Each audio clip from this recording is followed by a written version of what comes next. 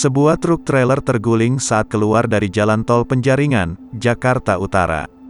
Diduga sopir hilang kendali, saat kendaraan panjang ini melintas di jalan menurun dan berbelok. Kepala truk terlepas dari rangkaiannya di tengah jalan, sementara ekor truk dan kontainernya terguling hingga menutup sebagian ruas jalan. Kaca-kaca truk pecah dan jalan sekitar lokasi kejadian dipenuhi oli yang keluar dari bagian mesin mobil. Menurut keterangan saksi di lokasi kejadian, saat mobil berbelok ke arah kanan tiba-tiba terbalik diduga rem blong sehingga mobil sulit dikendalikan.